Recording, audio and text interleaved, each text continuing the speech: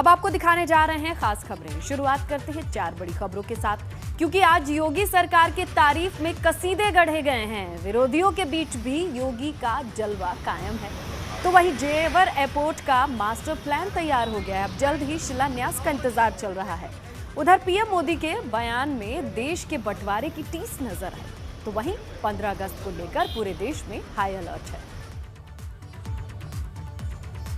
तो अब बात करते हैं सीएम योगी के जलवे की, जो सिर्फ सत्ता पक्ष के लोगों के बीच में नहीं बल्कि विरोधियों के बीच में भी बरकरार है। इसलिए यह कह रहे हैं क्योंकि आज 2 खबरें योगी सरकार की तारीफों की पुलिंदे के तौर पर सामने आई हैं, जिसमें पहली कांग्रेस सांसद की अध्यक्षता वाली कमेटी ने योगी सरकार के कामकाज को सराहा है, तो दूसरी केंद्र सरकार यूपी सरकार को पुरस्कार देने वाली है। तो ये 2 तस्वीरें जो बताने के लिए काफी हैं कि विरोधियों से लगाए सत्ता या केंद्र में भी योगी सरकार का जलवा कायम है। सबसे पहले बात करते हैं विरोधियों के बीच सीएम योगी आदित्यनाथ के जलवे की। दरअसल विपक्षी दल के नेताओं को सीएम योगी का कामकाज भाया है। महिलाओं के खिलाफ इन हिंसा से निपटने के लिए कांग्रेस सांसद आनंद शर्मा की अध्यक्षता वाली कमेटी ने योगी सरकार की तारीफ की है। संसदीय समिति की रिपोर्ट में यूपी सरकार को सराहा गया है। तो देखिए विरोधी भी किस तरीके से योगी योगी बोल रहे हैं, जिसमें संसदीय समिति के अध्यक्ष कांग्रेस सांसद हैं। उन्होंने बताया, आनंद शर्मा की अध्यक्षता वाली कमेटी ने बताया कि योगी सरकार के कामकाज खासकर महिलाओं के खिलाफ हिंसा के रोकने के कदमों को सराहा जाना चाहिए। महिलाओं के खिलाफ हिंसा से निपटने की तारीफ हुई है।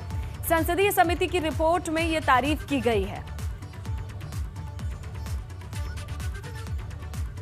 आनंद शर्मा की रिपोर्ट में योगी सरकार की तारीफ पर सत्ता पक्ष गदगद है, क्योंकि केंद्रीय गृह राज्य मंत्री अजय मिश्र की माने तो सीएम योगी ने निष्पक्ष भाव से काम किया है।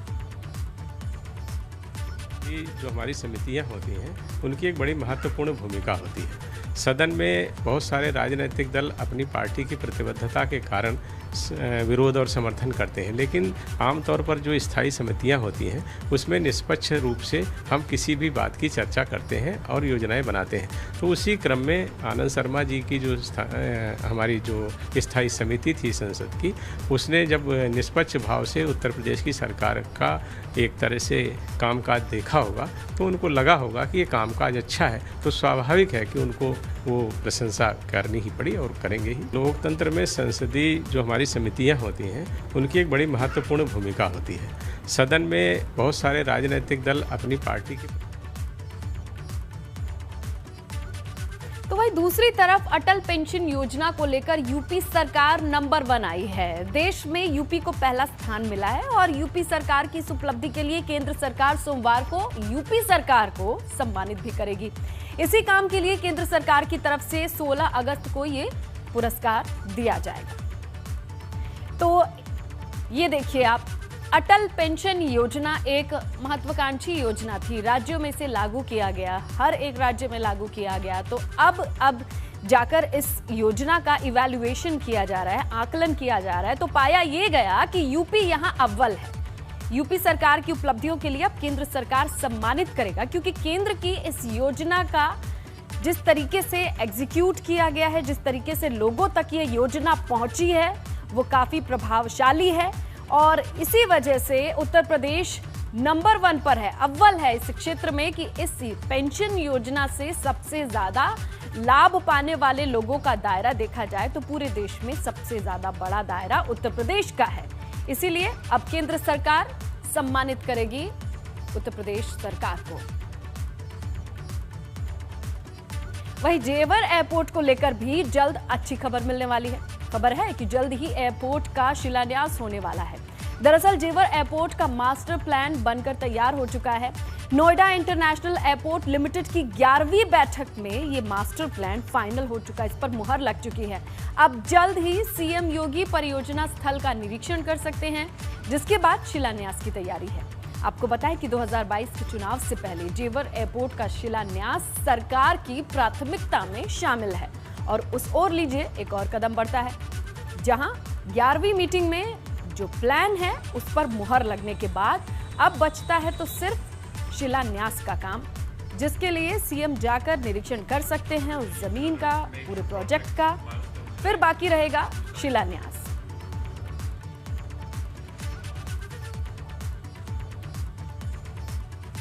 हिंदुस्तान आजादी की 75वीं वर्षगांठ मनाने जा रहा है। 15 अगस्त के ठीक एक दिन पहले सुरक्षा को लेकर पूरे देश में अलर्ट जारी किया गया है और इसी के मद्देनजर लाल किले पर सुरक्षा सख्त है। लाल किले की सुरक्षा बेहद कड़ी कर दी गई है। दिल्ली पुलिस के साथ एनएसजी कमांडोज ने भी मोर्चा संभाल लिया है। दिल्ली के चप्पे चप्पे पर सुरक्षा कर्मियों की नजर है। यूपी की बात करते हैं तो सुरक्षा को लेकर अलर्ट जारी कर दिया गया है। विधानसभा के बाहर सुरक्षा कर्मियों का सख्त पहरा है, घेरा है। उधर पहाड़ पर भी कोने कोने पर नजर रखी जा रही है।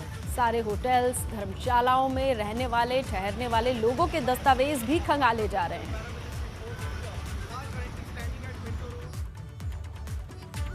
जम्मू से लेकर दिल्ली तक, यूपी से लेकर उत्तराखंड तक सुरक्षा बलों ने मोर्चा संभाल लिया है। हर संदिग्ध गतिविधि पर नजर है उनकी। भीड़ भाड़ वाले इलाके हों या धार्मिक स्थल हो, पहरा सख्त है। 15 अगस्त को लेकर सुरक्षा के चाक चौबंद इंतजाम है। आजादी की 75वीं वर्षगांठ में किसी भी तरीके का खलल ना पड़े, इसे लेकर सुरक्षा एजेंसियां पूरी तरीके से चौकन्नी हो चुकी हैं। हर शहर में सुरक्षा की कड़ी व्यवस्था है। ये देखिए तस्वीरें।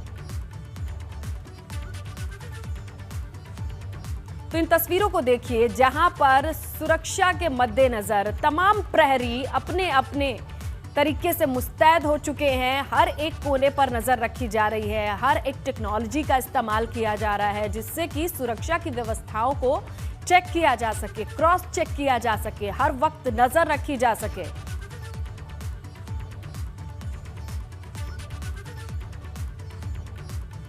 वहीं स्वतंत्रता दिवस को लेकर सुरक्षा व्यवस्था कैसी है, इसे लेकर एबीपी गंगा ने गृह राज्य मंत्री अजय मिश्र से बात की। उन्होंने बताया कि सुरक्षा के सारे इंतजाम है, व्यवस्था एकदम मुस्तैद है। जगह जगह तिरंगे फहराए जा रहे हैं। निजी लोग सरकारी इमारतों पर ऐसे इस तरह से जो लगातार तिरंगा फहराने का काम चल रहा है और लोगों का विश्वास हमने अर्जित किया है, यही बताता है कि इस देश में हर व्यवस्था ठीक है और सुरक्षित है। तो दिल्ली और उत्तर प्रदेश को हाई अलर्ट पर रखा गया है। यहाँ पे आतंकी हमले के सबसे ज़्यादा इंटेल मिले हैं। देखिए, हाई अलर्ट पर जहाँ जो ऐसी आवश्यकता होती है उस पर हम लोग करते हैं काम। सुरक्षा चौकस है, हमेशा चौकस है। वहीं 15 अगस्त को लेकर गोरखपुर में भी सुरक्षा अलर्ट है। भीड़ भाड़ वाली जगहों, धार्मिक स्थलों पर पुलिस की नजर है। गोरखनाथ मंदिर की बात कर लें, सीएम आवास परिसर की सुरक्षा अब बढ़ा दी गई है। दिल्ली के साथ यूपी में भी 75वें स्वतंत्रता दिवस को लेकर अलर्ट जारी हुआ है। आतंकी हमले की जो साजिश है उसका भी पर्दाफाश हुआ है कि आतंकी हमला कर सकते हो। यही वजह है कि पूरे यूपी में सुरक्षा व्यवस्था को चाक चौबंद किया गया। इस समय हम गोरखपुर के गोरखनाथ मंदिर के बाहर हैं और आप देख सकते हैं कि जो भी यहाँ पर जाने वाले, दर्शन करने के लिए अंदर जाने वाले दर्शनार्थी हैं, श्रद्धालु हैं, उनकी बाकायदा चेकिंग हो रही है और बगैर चेकिंग के किसी को भी अंदर जाने की परमिशन नहीं है। और यहाँ पर देखिए जवान, पुलिस के जवान हैं और जो सुरक्षा एजेंसियाँ हैं उसके जवान यहाँ पर मौजूद हैं और बाकायदे बिना जांच के किसी को भी अंदर जाने की परमिशन नहीं है। और इस तरफ की तस्वीरें आपको दिखाते हैं, जो दूसरा ये मुख्य द्वार है, यहाँ पर भी सुरक्षा में जवान तैनात है और यहाँ पर जो भी महिलाएं अंदर जाना चाहती हैं उनको इस दरवाजे से अंदर जाना होता है। और यहाँ पर भी देखिए चाक चौबंद सुरक्षा के इंतज़ाम दिखाई दे रहे हैं। चूँकि आतंकी हमले का अलर्ट है, जो भी धार्मिक स्थल हैं, जो भी ऐसे स्थल हैं जहाँ पर स्वतंत्रता दिवस पर काफ़ी भीड़ हो सकती है, भीड़ भाड़ हो सकती है, वहाँ पर सुरक्षा के पुख्ता इंतज़ाम किए गए हैं। और यही वजह है कि गोरखनाथ मंदिर परिसर और यहाँ मंदिर के अंदर भी सुरक्षा के काफ़ी इंतज़ाम किए गए हैं और यहाँ पर भी अलर्ट को देखते हुए पुलिस पूरी तरह से चाक चौबंद है। नीरज श्रीवास्तव, एबीपी गंगा, गोरखपुर। वहीं पाकिस्तान की साजिश एक बार फिर से बेनकाब हुई है। जम्मू कश्मीर से जैश ए मोहब्बत के 4 आतंकी पकड़े गए हैं, जो जम्मू कश्मीर के अलावा यूपी में भी बड़े आईईडी हमले को अंजाम देने की कोशिश में थे। बताया जा रहा था कि ये आतंकी किसी गाड़ी में आईईडी लगाकर बड़ा धमाका करने की फिराक में थे। इनमें से एक गिरफ्तार आतंकी यूपी का ही रहने वाला है, जिसके अयोध्या में रेकी करने की जानकारी भी सामने आई है। तो 15 अगस्त से पहले देखिए इस हमले की साजिश का जो खुलासा हुआ है उसका उत्तर प्रदेश कनेक्शन क्या कहता है, ये आपके सामने है। जम्मू कश्मीर और उत्तर प्रदेश में हमले की साजिश रच रहे थे ये, क्योंकि जो 4 आतंकियों में एक आतंकी गिरफ्तार हुआ है वो उत्तर प्रदेश से उसके कनेक्शन निकल के सामने आ रहे हैं और बताया ये जा रहा है कि उसने अयोध्या की रेकी कर रखी थी, उसने रोड मैप देख रखा था, तैयार कर रखा था। और ये साफ इशारा होता है कि जो भी प्लान किया जा रहा है, जो भी साजिश रची जा रही है वो किस इर्द गिर्द रची जा रही है, तो अयोध्या भी उसमें शामिल था। आगरा कैंट के बीओसी मैदान में 7वीं पैरा ट्रूपर बटालियन की तरफ से हथियारों की नुमाइश की गई है, जिसमें सबसे पहले उन हथियारों को दिखाया गया जिसके जरिए भारतीय सेना के शौर्य को सर्वोच्च पहाड़ियों को फतह करने के लिए मददगार के तौर पर देखा जाता है। चाहे 50 मीटर रोप हो, 30 मीटर रोप हो, बॉडी जैकेट हो या घुटने कोहनी की सुरक्षा के लिए बनाए गए गार्ड हों। इसके अलावा कैमोफ्लाज के लिए बनाया गया एक ऐसी चीज भी सामने आई जो सैनिक पहाड़ चढ़ते समय खुद के आसपास के वातावरण से अपने आप को इसी में छुपा लेते हैं। छद्म आवरण होता है ताकि दुश्मनों को पता ना चले। हिंदुस्तान की सेना अपने हौसले, अपने जुनून और अपने जज्बे के लिए पूरी दुनिया में सबसे मजबूत सेना मानी जाती है। एक तरफ हौसला और जुनून के साथ साथ दूसरी तरफ एक से एक बेहतरीन हथियार। आप देख सकते हैं जो जिप्सी आपको नज़र आ रही है युद्ध के मैदान में, ये बहुत महत्वपूर्ण भूमिका में रहती है। जब जंग छिड़ती है तो किस तरह से लाइट मशीन गन बहुत महत्वपूर्ण हथियार हो जाता है। इसका जो एक्यूरेस टारगेटिंग पॉइंट है वो 600 मीटर है।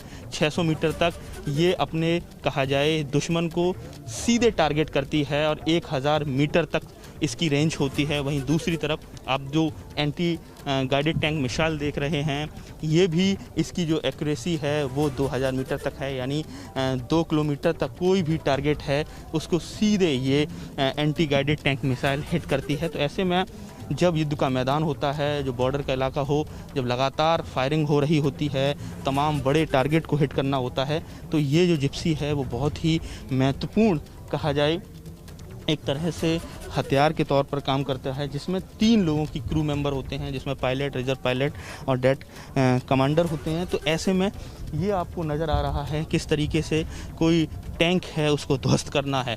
और यही वजह है कि चाहे 1965 का पाकिस्तान से युद्ध रहा हो, चाहे 1971 का रहा हो, तमाम कहा जाए जो टैंक हैं उनको इंडियन आर्मी ने इसी जिप्सी पर जो इक्विपमेंट लगे हुए हैं, जो हथियार इक्विप्ड हैं, उसी के ज़रिए ध्वस्त किया हुआ। और LMG बहुत ही कहा जाए लाइट मशीन गन एक बहुत ही उन्नत किस्म का हथियार है, जो कहा जाता है कि अपने जो कहा जाए दुश्मन को टारगेट करने के लिए उसका जो निशाना होता है वो अचूक होता है। और ऐसे में आज इसको भी आगरा के शत्रुजीत ब्रिगेड में डिस्प्ले के लिए रखा गया है।